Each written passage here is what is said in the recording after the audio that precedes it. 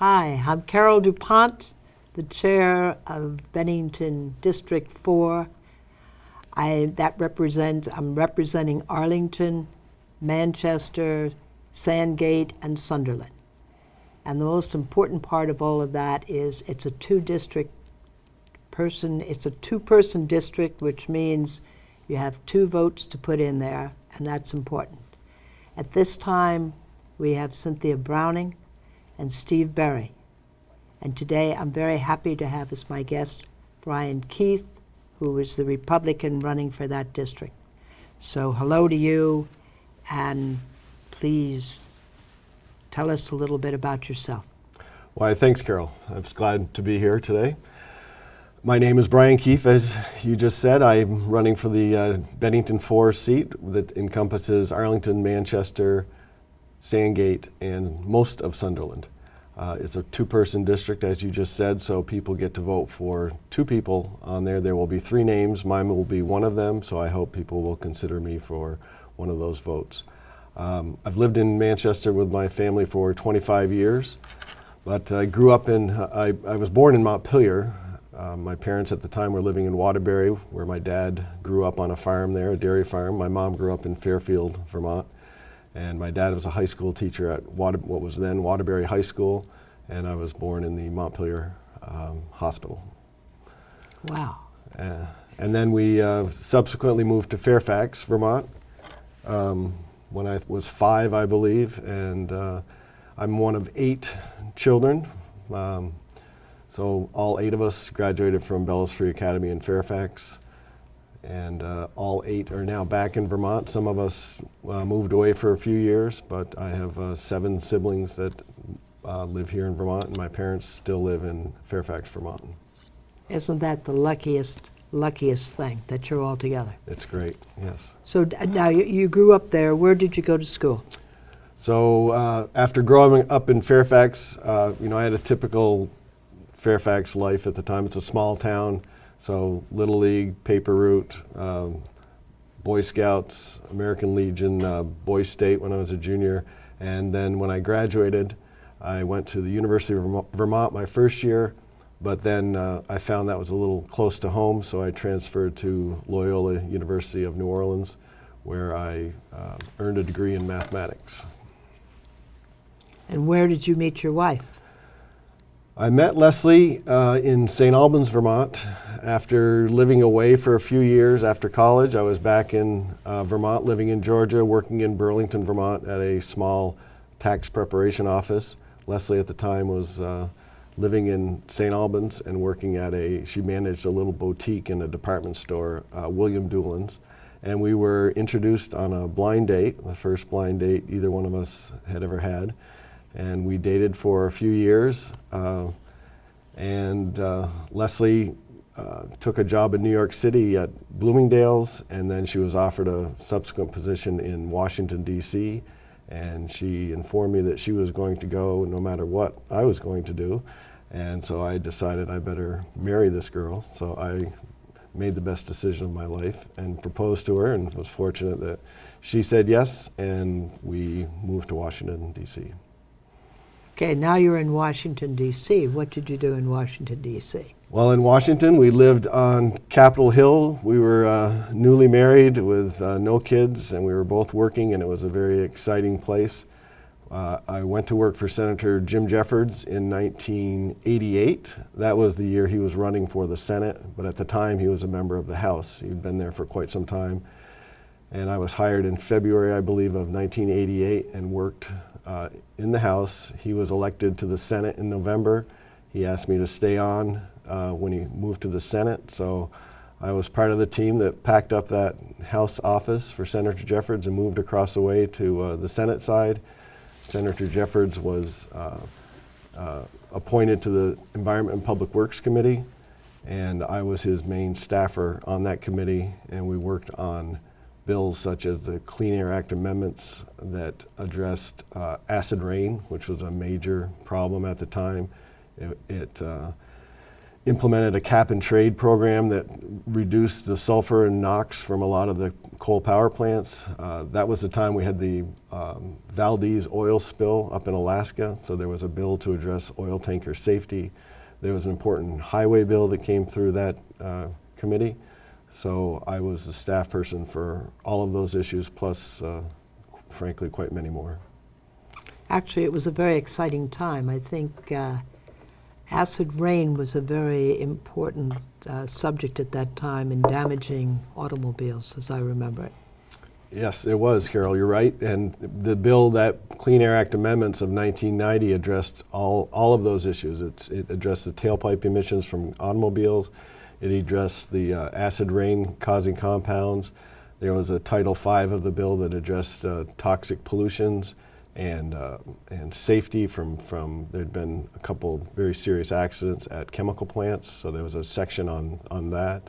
And it was the first bill actually that addressed global warming and carbon dioxide, and a lot of the rules that are coming out of EPA now, for better or worse, have emanated from that Clean Air Act amendments.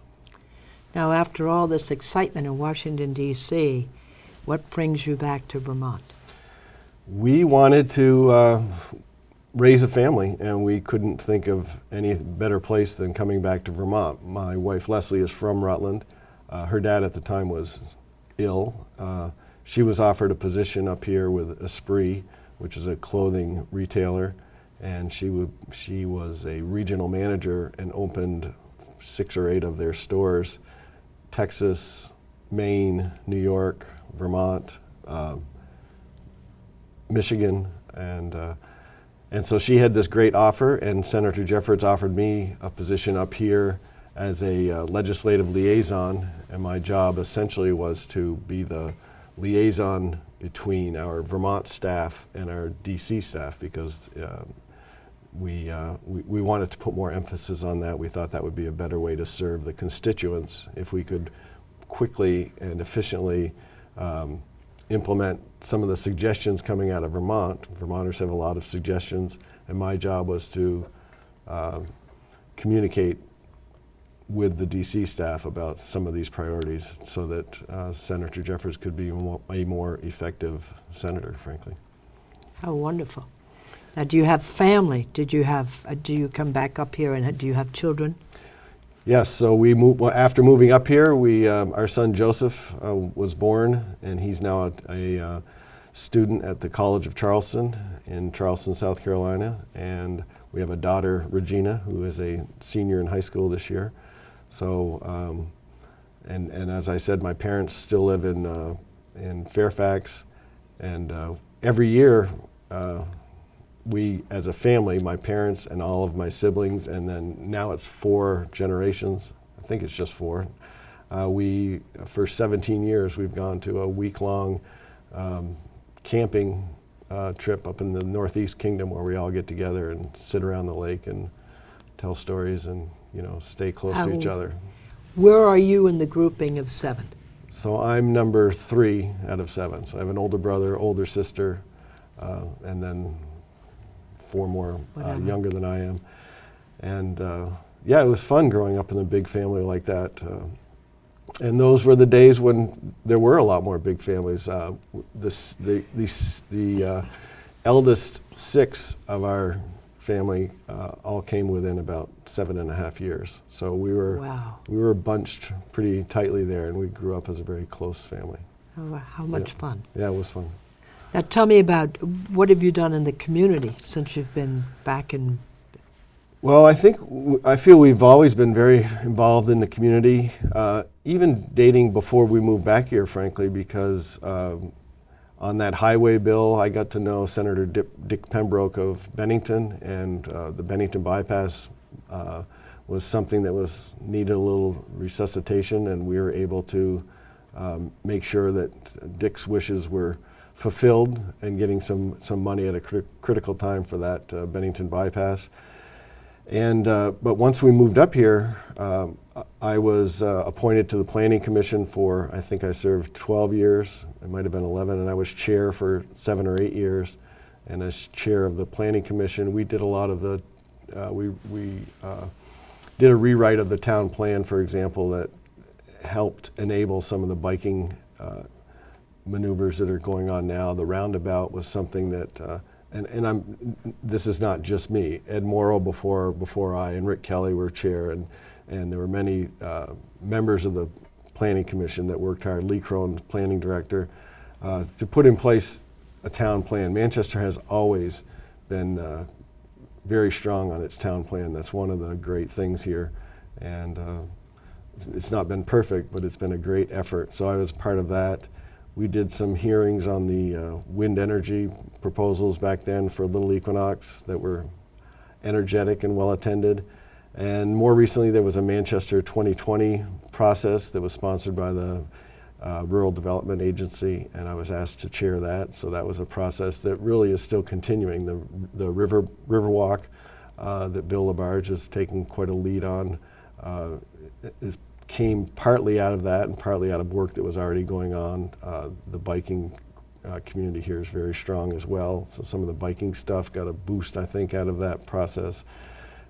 So there are those sorts of things from a community perspective.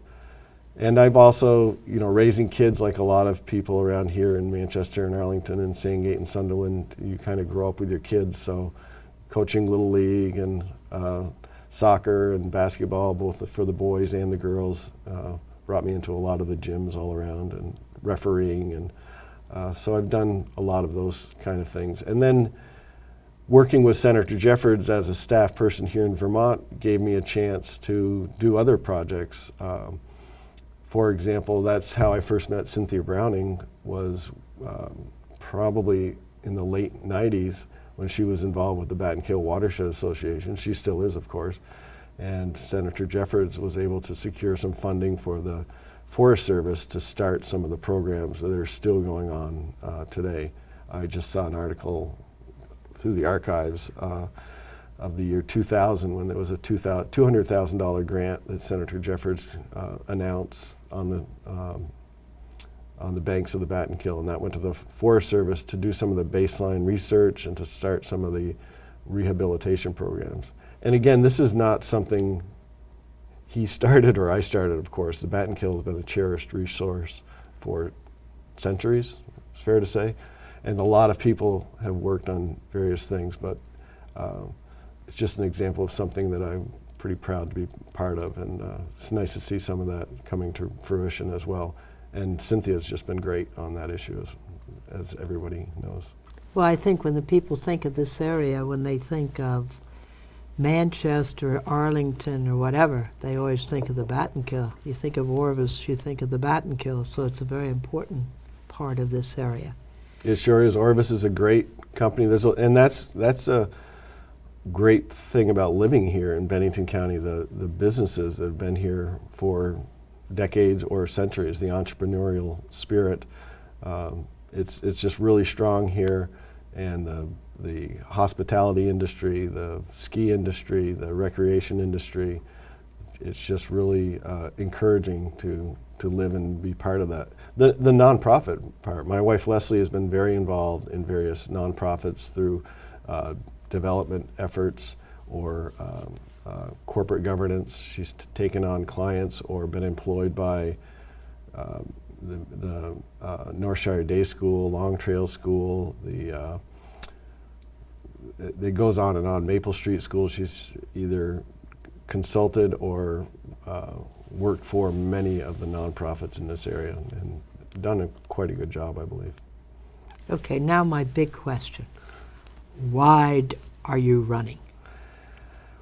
That's a good question. I'm running partly out of frustration, quite frankly, the frustration I feel, and that many people that I talk to, many of my friends in this area, who feel frustrated that people in Montpelier just don't get it. They don't get what makes our region work, and they don't get that we need to focus on the economy more, and we need to make Montpelier work more for us rather than at us. And the problem I think that we face in Montpelier is we have a lot of entrenched incumbents up there that are largely from we're outnumbered with the Burlington and Montpelier axis of power up there. We're just little Bennington County down here, and quite literally, many people up there in Montpelier quite literally probably can't find Manchester, Arlington, Sandgate, and Sunderland on the map. And there's been a history of our region losing up there. I think Act 60 was punitive for our region. I think Act 46 is something that it's been very easy for some of the towns up north to adopt to the new governance mandates, and very difficult down here. Now, let me just interrupt, if you'd be kind enough. Tell me about Act 60. Well, Act 60 was the imposition of a statewide property tax that replaced the local property tax system, so that now, for the most part, for education funding, we pay a tax to the state. And the record shows pretty clearly that the spending and taxing has gone up pretty steeply since that was implemented. I remember at the time, I mean, it was obviously punitive to Manchester and to some of the mountain towns, and to Arlington. And as I said earlier, I come from a large family. My brothers and sisters live in various towns: Fairfax, Georgia, Ferrisburg, Huntington. And at the time this debate was going on, I said, you know, we're going to get it pretty bad in Manchester by the imposition of this tax. But over time, every town is going to, we'll see their taxes rise. And that has happened. Taxes have risen, property taxes, education taxes, and spending has risen, and enrollment has gone down. Now, we all want great education for our kids, and we as Vermonters have a constitutional obligation to provide education to our kids, and that's a very serious obligation, and I don't think anyone in Vermont really takes that lightly. But the system has gotten off track, and it's become, I think, more than we can afford, and there's not really a clear end in sight. And I'm running partly to try to be part of the change that will turn that tide. I've always wondered where all the money goes that they collect for taxation for schools. And then we have Act 46 now, which is a very hot topic here. Now, do you want to explain about Acts? I just want people to know what all these references So mean. Act 60 to address the funding side of education, and Act 46 is addressing the governance side, and there's different committees going on right now in our area trying to find ways to meet the mandates. And for the most part, it's about consolidation of school boards to try to, and over time, consolidation of services. So, as an example of how, in a sense, punitive this is to our region, the incentive for combining school boards is that as a property taxpayer, you'll get a 10-cent break on your tax bill the first year, and then an 8-cent, and then a 6-cent, and then a 4-cent, and then a 2-cent break. So there's an encouragement, there's an financial incentive for going through these studies and casting the votes to consolidate boards. In Chittenden County, the towns of Williston, Charlotte, and Shelburne, three, I would say, of the more affluent towns in the city, all right outside Burlington, mainly Chittenden County, they all already are part of the Champlain Valley University High School system for high school. They each have a K through 8 grade school system, so they're already matched up in that sense. They already share busing and school supplies and substitute teacher. A lot of their functions are already consolidated and streamlined. And for them, it was a very simple, in my mind, very simple thing to vote to consolidate, to instead of having 3 school boards, they still have 3 schools, but 3 school boards into one. And everybody that lives in those towns get a 10-cent tax break paid for by you and me and the taxpayers down here in Bennington County, who have a much more difficult job of this consolidation because our school systems don't all line up. We're not all K through 8. Some are K-6, some are K-8, some are K. They don't add up. Some are school choice towns, some are not. We have the Arlington High School, we have Burton, and it just will take longer to figure this out and to do what is best for our students here, which is what it's all about.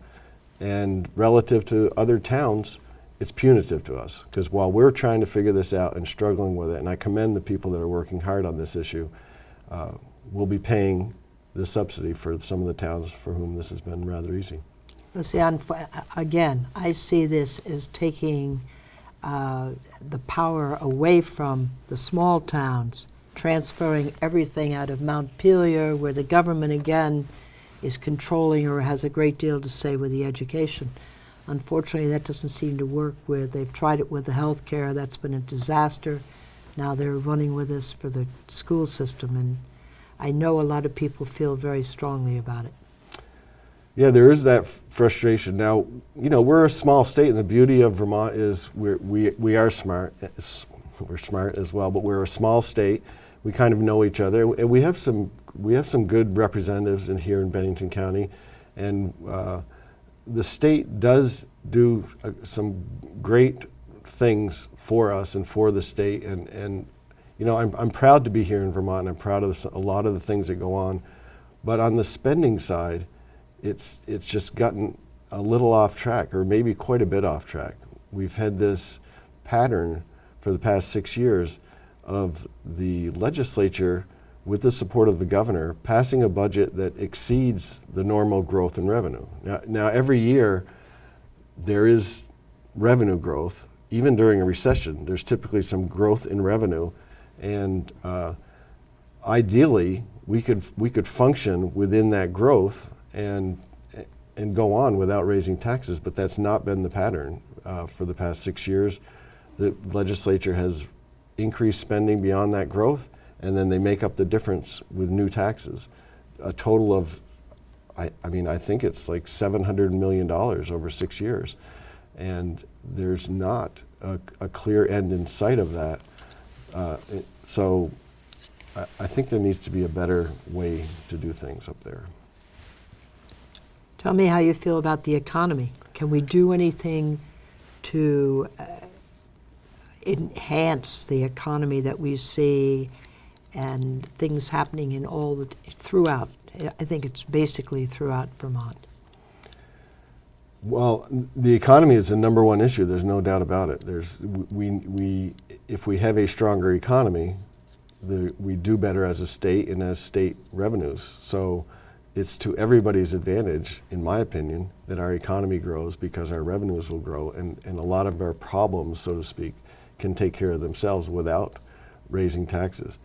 And one of the things we can do to help the economy, I think, is to stop raising taxes, because I think the sense I get is people are feeling that more and more. It's becoming less affordable to live here in Vermont, and people, as their property taxes increase or their business taxes increase, they're discouraged. Second homeowners that I talk to, many of them are discouraged, and the second homeowners, in my mind, bring a lot to our region. They demand few services in the form of children in the school, or wear and tear on our highways and infrastructures. A lot of them are part-time residents, and meanwhile, a lot of these second homeowners are the ones that are supporting a lot of our great nonprofits. A lot of our cultural nonprofits around here, whether it's the Manchester Music Festival or Hildene or Southwestern Vermont Arts Center. These are very important institutions, part of the charm and part of our economy. And those institutions rely on a vibrant economy, and they rely on some of the second homeowners, and some of them that I talk to are discouraged. And the other part of the taxing part is the services part. I talk to businesses who they don't think Montpelier gets it. They have to, whether it's dealing with a paperwork issue or some sort of state mandate, there's just some discouragement there. There's a big bill this past year that would have helped in the classification of workers, helped in the definition between what is an employee and what is a contractor, because right now it's not so clear, and a lot of our small businesses are really concerned that they don't want to get caught up in this. They've got enough to do running their business without getting caught up in some snafu about whether somebody's an employee or a subcontractor. Well, there was a bill that passed out of the House Commerce Committee. I think it was 11-0. Bill Botzow's the chair, Bill Botzow from Pownell. So it's a bipartisan bill. They'd worked on it for a year and a half, and it gets down to the floor of the House, and the leadership just said, no, we're not going to do this. They quashed it and said, go back to the drawing board. And of course, there's no time to go back to the drawing board, so that issue languishes. So there's an important issue that needs to be dealt with, and unfortunately, we've got a lopsided legislature, and we have for 6 or 7 years, where there's a lot of power in one party and very little in another. I really think we need a little more balance in the Montpelier. I think that would go a long ways. Well, I just think basically I question the sanity or the intelligence. A lot of this is common sense. And today, if you're running a corporation, to have consultants to bring in people that might have equipment that you need that you don't have, rather than invest in it for your own corporation, when you know it's a short-term thing, you bring in a consulting firm or whatever. So I have a little trouble with that. How do you think, basically, do you think the people up there are coming any more to their senses because they know business is hurting very badly in Vermont? My other question here, the one that breaks my heart, is we are the second oldest population in the country. Maine beats us out, which is something you don't really want to talk about too much. But basically, we're losing our young people. We spend so much on education. We pride ourselves on education. We educate, and then they fly the coop. And they primarily do it to get jobs. So what do you think we can do about that? It's all tied into the economy, I know. Yeah, you're right. We're demographically challenged. We're an aging population. We're a small state to begin with, which has its own challenges, and we're aging. And it's that, in my mind, that makes it all the more important that we pay attention to our knitting, as my grandmother used to say, is, provide government services that encourage businesses to be here. Improve the training programs we have. We have some great tech centers in Vermont, in Bennington, Rutland. We have a lot of diverse education programs in this county and in this state, and that can appeal to many different populations, young populations, and help all sorts of different type learners learn better and do better. And I'd like to see us pay more attention to some of that, and we could do that if we had a government that was a little more attentive to those business structures. I mean, I don't want to sound like I'm complaining about all this, because we've come a long ways in a lot of those areas, but we still have a ways to go, and the demographics are challenging. There's no doubt about it. This would be a wonderful place for think tanks. No, seriously, like they have in California, where you put together a group of people and they would love it. Anyhow, I would like to just thank you for being here. You certainly are a wealth of information. I think Montpelier will be very lucky to get you. You've had the background experience. So I thank you for being here. I thank you all for watching us, and please go out and vote. Good night.